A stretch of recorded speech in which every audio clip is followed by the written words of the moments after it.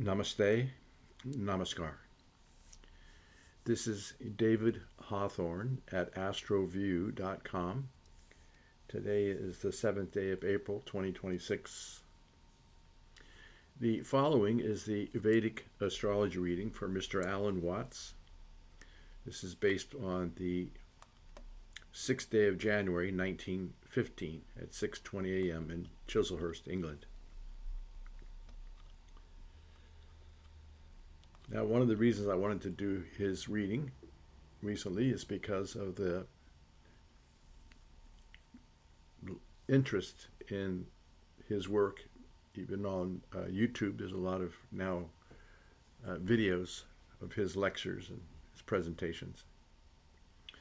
But on a personal note, I was very much aware of him because I grew up in San Francisco Bay Area, where he was quite popular in the 1950s and 60s.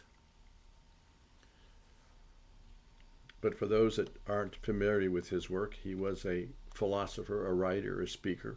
He popularized Eastern philosophy, moving from England to USA in 1938 to attend Zen training in New York City. He got his master's in theology. He became an Episcopal priest, but left the ministry in 1950 for the American Academy of Asian Studies. He ended up writing over 25 books and articles on Eastern Western religion. He gained public recognition in the mid to late 1950s, and then during the 1960s he was on college speaking tours and was widely adopted by the hippie counterculture as a spiritual spokesperson. That's where I first learned of his work. His 1957 book, The Way of Zen, became a national bestseller. And in 1959, his television series, Eastern Wisdom and Modern Life, aired nationally. His radio programs, which started in the San Francisco Bay Area in the 1950s, began to air in cities across the United States. He remained a popular lecturer until his death in 1973. His autobiography, In My Own Way, 1972, and Tao, The Watercourse Way, were produced during this final period of his extensive work and travel. He was married 3 times, and he had 5 daughters. He had 2 sons. He reportedly took mescaline, LSD, and marijuana, and maybe suffered from alcoholism toward the end. He died in his sleep in November 73. He was 58 years old. Most likely he died from a heart failure.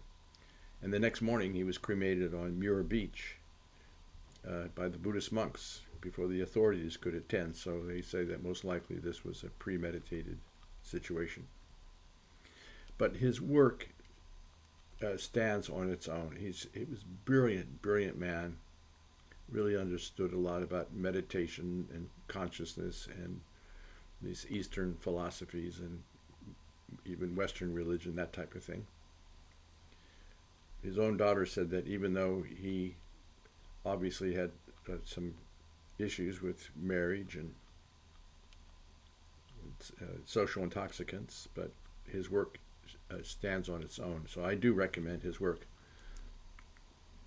Now, by the way, you may already know this, but a lot of the videos on YouTube, like for Alan Watts and Neville Goddard and other people that I really appreciate, a lot of those are AI generated, so you have to sort this out. In my monthly column, I've been including the links to the actual, authentic readings and recordings. I would stay away from the AI stuff. Now, we are using this systems approach to Vedic astrology that was developed in India by Professor V.K. Chaudhry, who had a master's degree, and he also worked with his own son, K. Rajesh Chaudhry, who also has a master's degree. They co-authored, 13, 14, 15 books together on the systems approach. I highly recommend that paradigm. I did study classical Vedic astrology prior to that, but since I discovered the systems approach in February 1993, I've been avid practitioner because I find it a very scientific, replicable, contemporary paradigm. See, in the past with astrology, if you saw 10 different astrologers, you would likely get 10 different readings. One says you're going up, one says you're going down. But the systems approach takes care of those kind of issues. If you see any of our 800 Vedic astrologers worldwide practicing systems approach, you will get pretty much the same readings that the other systems approach astrologers give, because they're not based on personal preference, intuition, or some hodgepodge of techniques. Now, if we looked east on the horizon at the time of Alan Watts' birth, then we would see that the 8th sign of the zodiac was ascending or rising at 26 degrees, 3 minutes of Scorpio. It's called Vrishik Lagna. This is a fixed sign, and this is a water sign. Fixed sign persons know how to focus on what they need to accomplish in life, so they can amass wealth and status in life. Water sign people are very sensitive, intuitive, mystical, creative. And notice that the 8th sign relates to the 8th bhava, the 8th house. The 8th house is research, languages, mystical experiences, and the Vedic sciences. So Scorpios are well suited to going deeply into knowledge. They're very mystical, very spiritual, intellectual. And Alan has Shukra, Venus, in the 1st house. So Venus, of course, is the fine arts, the performing arts, the healing arts. It gives good appearance, and Venus rules the 12th house, which is ashrams, retreats, and foreign lands. So it does connect him with those significations in life. And, of course, it's also women. So what do we have? 3 marriages, I think.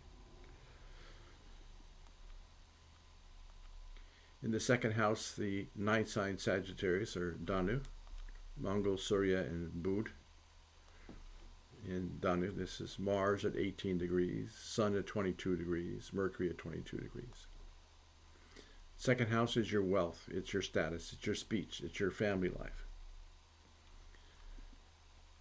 So Mars gives very direct, courageous speech. Sun gives very royal speech, and Mercury gives intellectual speech and writing ability. This is Danu, Sagittarius, ruled by Guru. So his energy, his mind, it's Mercury, the mind, Sun, which is Atma Karaka, representing the soul. They're all in Sagittarius. So he's got the soul of a guru, the mind of a guru, the energy of a guru. 3rd house, 10 sign Capricorn, Makar. 4th house, 11 sign Aquarius, a Kumbh. So Guru, Rahu in Kumbh. Jupiter at 0 degrees, 48 minutes. Rahu at 4 degrees, 29 minutes. 4th house is home life. This is Aquarius, an air sign. So it can give a home life that is very unconventional, imaginative, inventive, and humanitarian. Jupiter, of course, is Guru in the 4th house. This suggests that he can learn, teach, publish, consult, and advise working out of his home. He had actually an unconventional home in the Bay Area. He actually lived on a houseboat in the Sausalito area. And Rahu, of course, is foreign lands and ambition and energy. So he can have a home away from his birthplace. Gives him desires, Rahu's desires and ambition for family life, domestic peace, property. And this also causes a lot of the Guru influence.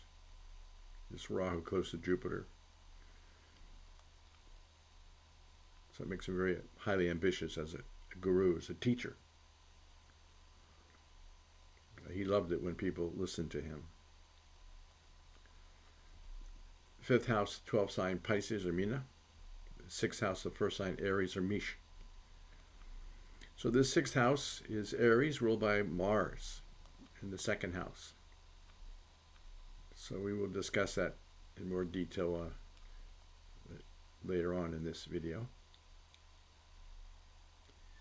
Seventh house, second sign Taurus, Vrishab. Eighth house, third sign Gemini, Matun.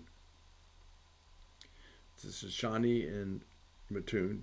Saturn retrograde at 4 degrees 54 minutes. Retrograde planets at the time of birth have no adverse effects whatsoever. Now Saturn rules his fourth house of home life and childhood, parents, property, fixed assets, domestic peace. It's in the eighth house, which is research, research, research. It's also languages, mystical experiences, and the Vedic sciences, the ancient knowledge, such as, he did study Hinduism, for example, Buddhism, and all these things.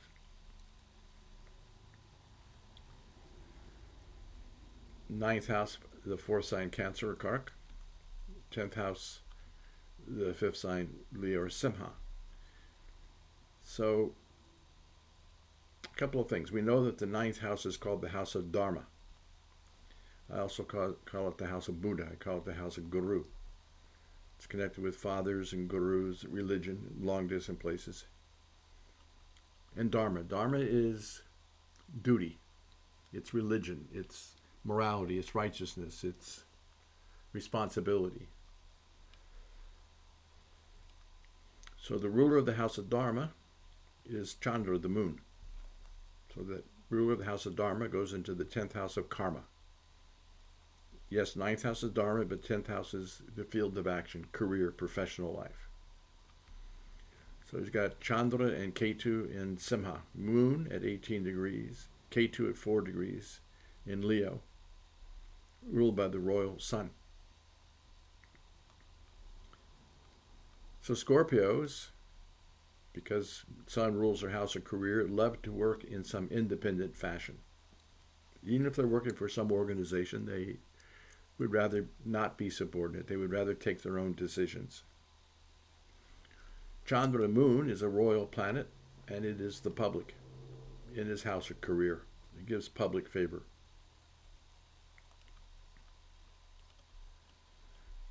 Moon connects Dharma and good fortune and religion with his career. And Ketu is known as Moksha Karaka. It represents spirituality. It's in the house of career. So it's very good for teaching the public about spirituality.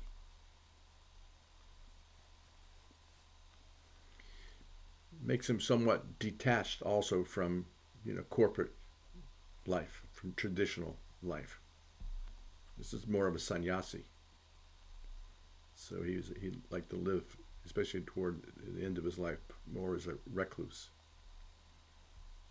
He loved the places away in the Bay Area, away from the big cities, out in the countryside,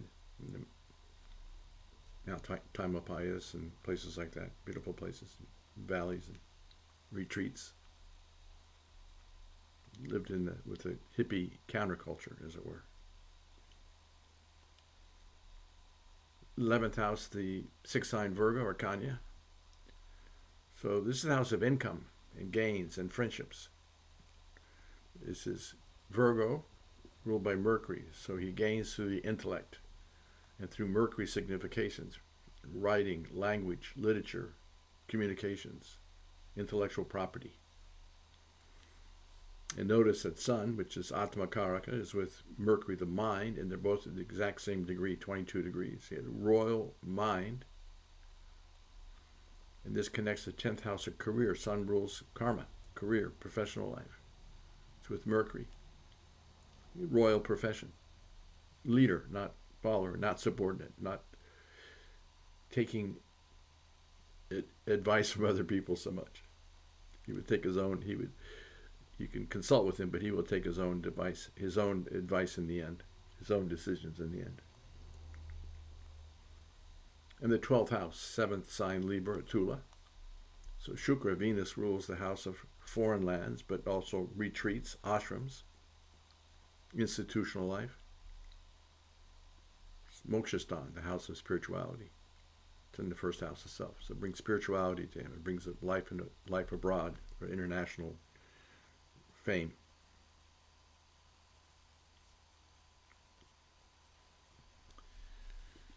So this first video simply describes the position of the Navgraha, the 9 planets. Now let's go to the second video.